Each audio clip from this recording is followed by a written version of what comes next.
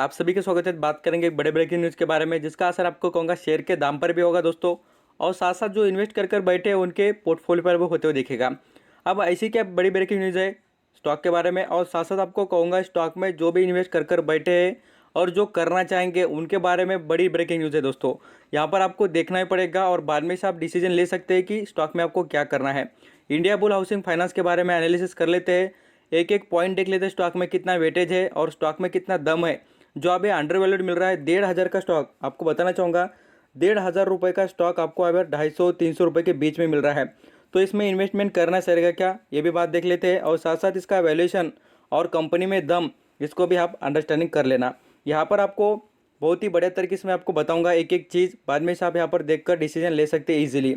यहाँ पर हम कंपनी के बारे में कुछ बढ़िया बातें देख लेते हैं, साथ साथ कंपनी के जो बिजनेस के बारे में भी कुछ जो डाटा है उसके बारे में।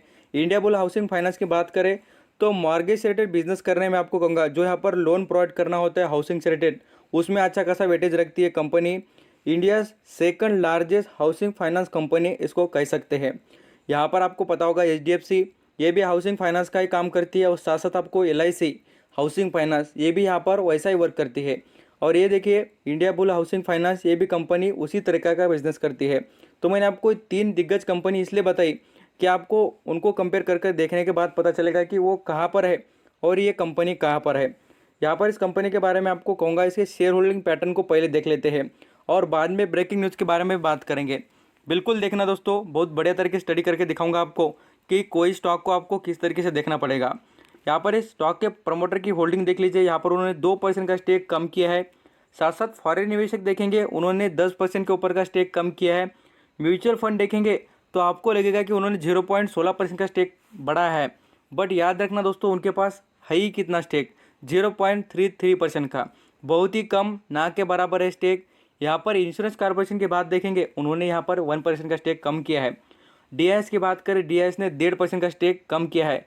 और सबसे ज़्यादा स्टॉक में इंटरेस्ट दिखा कौन रहा है आपको बताना चाहूँगा, रिटेल निवेशक, छोटे निवेशक देख लीजिए 14% के ऊपर राउंड फिगर पकड़ेंगे तो 15% का स्टेक यहाँ पर रिटेल निवेशक ने उठाया है। इतना जो रिक्सी स्टॉक है दोस्तों उसमें यहाँ पर रिटेल निवेशक भर भर कर क्वांटिटी उठा रहे हैं। उनको आपको कहूँगा एनालिसिस की ज़्यादा तो यहाँ पर कुछ बातें नहीं होती है, बट यहाँ पर बड़े इन्वेस्टर इन्वेस्ट करने का छोड़कर बेच कर निकल रहे हैं और छोटे निवेशक यहाँ पर खरीदारी कर रहे हैं। इन बातों को आप थोड़ा याद रखना। और मैं आपको और इंटरेस्टिंग बात बताऊँगा, देख लीजिए इंडियन हाउसिंग जो बुल फाइनेंस है इसके बारे में। यहाँ पर आपको दिखेगा कि 5 ऐसी इक्विटी फर्म है, देखिए फ्यू यहाँ पर इक्विटी, यहाँ पर जो फर्म है इन्वेस्टर जो है उन्होंने देखेंगे तो यहाँ पर जो स्टेक है उनके पास 20 से 18% का स्टेक जो है वो यहाँ पर बेच रहे हैं, जो यहाँ पर गिरवी रखा था। लगभग बात करें तो 2,000 करोड़ का यहाँ पर पूरा स्टेक था। सेलिंग से रिलेटेड उन्होंने डिसीजन ले लिया है, और आपको कहूँगा स्टेक सेल करने के बाद स्टॉक में भारी गिरावट आएगी, बिल्कुल आपको कहूँगा आएगी, और इस पर आपकी नज़र रहनी चाहिए। यहाँ पर यही बात नहीं, मैं आपको कहूँगा स्टॉक के बारे में और भी डिटेल देखना आपको पता चलना चाहिए। यहाँ पर हम कंपनी के जैसे कि मार्केट कैप की बात करें 10,660 करोड़ का कंपनी का मार्केट कैप है, और वैल्यूएशन से स्टॉक बड़ा अट्रैक्टिव नज़र आता है। वैल्यूएशन को फॉलो करते इन्वेस्टर राकेश झुंझुनवाला जी के पास भी है। ऐसी बातें कहकर आप इन्वेस्ट करेंगे, बट मैं आपको कहता हूँ आपका कैपिटल सेव रखकर, बोले तो रिस्क से ज़्यादा रिस्क लेने से आपको कहूँगा मॉडरेट रिस्क लेना चाहिए, जो आपको पता चले और उससे आपको फ़ायदा भी हो। ऐसा नहीं कि चल गया तो चल गया, नहीं तो आपके पैसे डूब गए। ऐसे स्टॉक में आपने बिल्कुल इन्वेस्टमेंट नहीं करना चाहिए।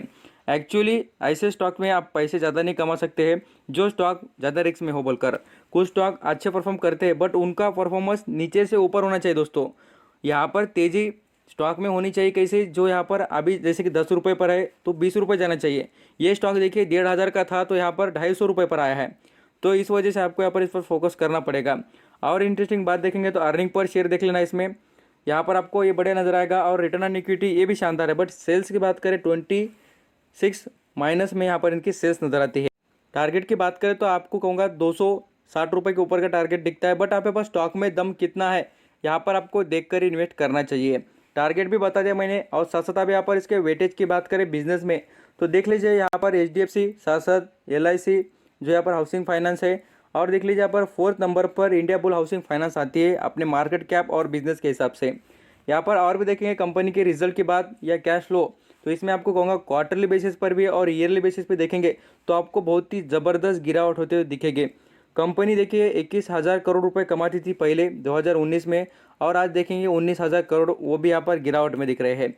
और पहले तो 2018 में देख लेना, 17 में देखना, कंपनी माइनस में जा रही है, पूरी माइनस में।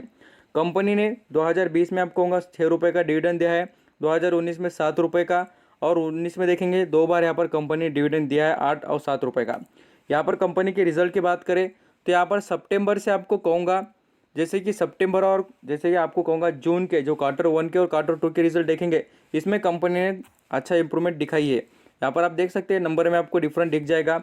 यहाँ पर हम कंपनी के बिजनेस की बात करें तो देख लीजिए, यहाँ पर इनके अच्छे खासे प्रॉपर्टी से रिलेटेड बिजनेस है, खरीदना बेचना, साथ साथ लोन सैंक्शन करना है, सब कुछ यहाँ पर एक काम करते हैं। और स्टॉक का दाम देख सकते हैं यहाँ पर कितने पर चल रहा है, तो 230 रुपये पर दोस्तों, इतना नीचे आ चुका है। स्टॉक इतना नीचे आने की वजह आप खुद देख सकते हैं, जो मैंने आपको कुछ बता दी ब्रेकिंग न्यूज़। और साथ साथ देखेंगे तो स्टॉक देख लीजिए कहाँ पर चलता था लॉन्ग टर्म के, तो यहाँ पर 1,500 पर चलने वाला स्टॉक 2018 में, 18-19 में, और देख लीजिए इतनी गिरावट क्यों हुई है, क्योंकि स्टॉक का जो परफॉर्मेंस और जो कमाई होनी चाहिए उतना अच्छा नहीं हो रहा है। आई होप आप ये वीडियो देखने के बाद बहुत ही बढ़िया तरीके से डिसीजन ले सकते हैं कि आपको इंडिया बुल हाउसिंग फाइनेंस में क्या करना है और क्या नहीं। वीडियो अच्छा लगा होगा तो लाइक कर लेना और सब्सक्राइब भी कर लेना। आपको स्टॉक मार्केट के अपडेट और इन्फॉर्मेशन फ्री ऑफ कॉस्ट मिलते रहेंगे। Thank you.